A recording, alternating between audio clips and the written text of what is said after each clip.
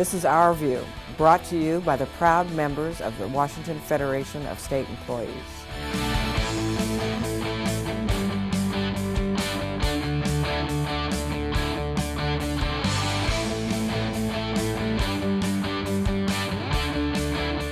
The Federation recently met in convention. Our members are facing challenging times like all other workers.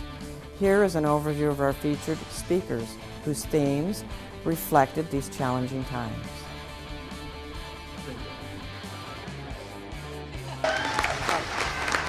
And we know for certain that quality public services delivered by qualified public employees in this nation is what makes this country work. Now, I don't even entertain the discussion about privatization of our work. And I think on September the 11th, 2001, the firefighters who was going up the stairs were public employees. Now, I wonder if a private firefighter working for a profit-making company would have gone up the stairs to help anybody. They would have gone out the door and back home. We are the ones who make the moral commitment to the work that we do. And we are well aware of the fact that we will never get rich doing this. What we do want is to be treated with respect and have a measure of decency and fair treatment as we do our jobs.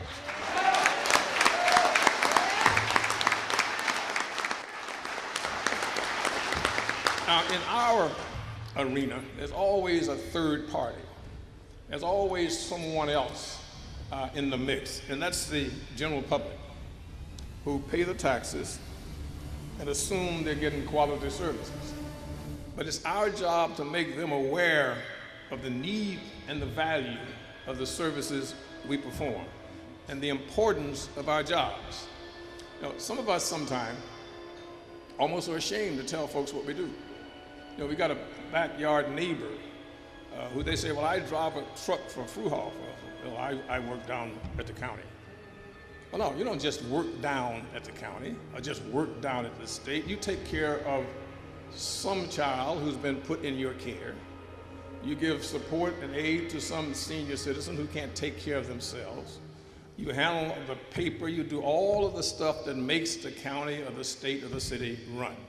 And you ought to be proud of the job that you do, and you should not be ashamed to tell anybody, this is what I do, and what I do makes this nation run. We have provided these services in the past, and as one of the key institutions in our society, we will continue to provide them into the future.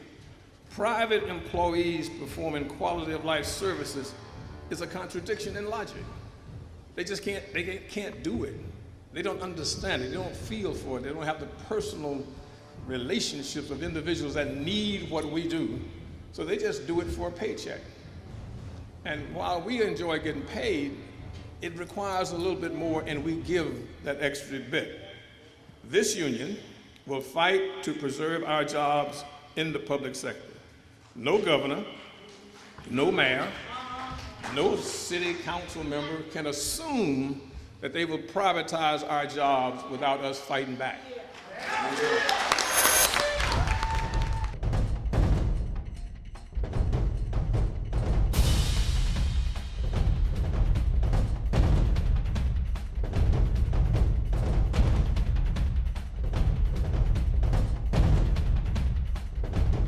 We need to look within our unions and ourselves. In our union at every level, we need to continue to be vibrant, to make changes so we're on the cutting edge, to push the envelope, to challenge the status quo. Whether it's your local, your council, or your international union, we need to do that. We don't want to be the union that loses 1 million members and become dinosaurs. We need to be the union that leads the working class, because the future for our children and grandchildren is dependent on unions like AFSCME. Be the leader that stands up and fights, whether it's against your supervisor, an agency head, a governor, or a U.S. senator. Be the leader that's willing to go toe-to-toe with those folks.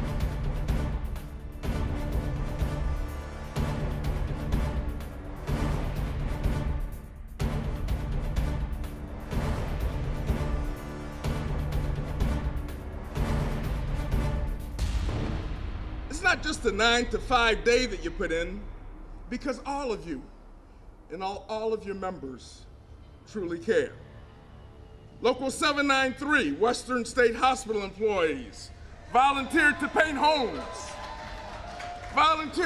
homes of low-income seniors and people with disabilities in the Tacoma and Pierce County area, because you care. Local 1463 in Port Angeles raised money for the Port Angeles Food Bank that serves about 10,000 families, not because you have to, but because you care.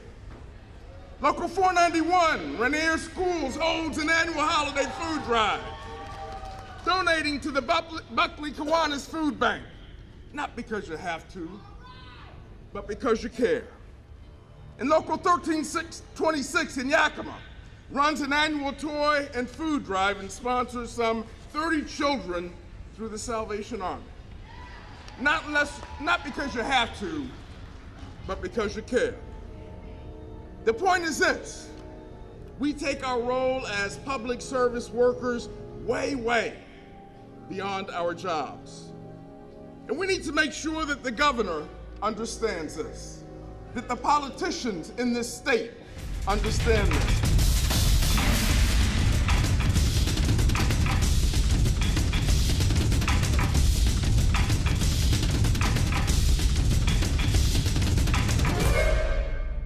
There's no question our revenues, our economy has hammered us. It's hurt us in our programs that are essential. It's made it harder for us to replace necessary equipment. It's made it such that we weren't able to give pay raises. It's made it such that we're losing fellow state employees to layoffs. So we are in a very difficult time, and I know how disappointed you folks were when, in good faith, together we went to the table and negotiated a contract last year. And then after that contract was negotiated in good faith, the revenue projections took us down $2 billion. But we are working together now to ensure that unforeseen circumstance that happened last year, if it should ever happen again, that we are back at the table to get an agreement so when we go into that legislative session, we have a collective bargaining agreement. The Obama administration has borrowed a saying from a Stanford economist in which that economist once said, "Don't waste the crisis." I subscribe to that, as does President Obama. So we at the state level have to innovate as well. Individuals and families are having to rethink how they do things, what their priorities might be. Well, the fact of the matter is, we're no different. We can't simply assume the old way of doing business, that when we're in a tough time, we cut, and then when we're good times, we restore. That is no way to live our lives and serve our clients like we should. So I want to value your partnership in making this a better state and getting us through these tough times with the limited resources we have. I've appreciated your feedback when I've asked for it. It's been overwhelming. Ideas that we can use to save taxpayers' dollars, to do things better, more effectively, more efficiently. I need your help. I need your insights as we move out of this 20th century and into a new era of public service, an area of new pride in public service and respect for public employees and the work they do.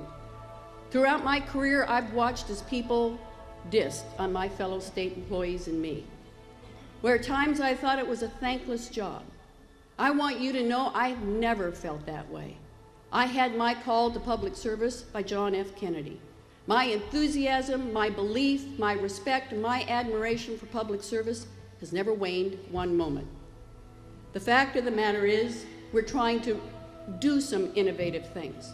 We've taken a look at boards and commissions that we don't need anymore, and we're eliminating them. We're trying to look at better ways to provide services for our natural resource agencies, not to cut environmental protection, not on my watch. That's not the point. But the point is, we can do a good job, we can do a better job, we can be more effective if we get the ideas from you and others about how we make that happen.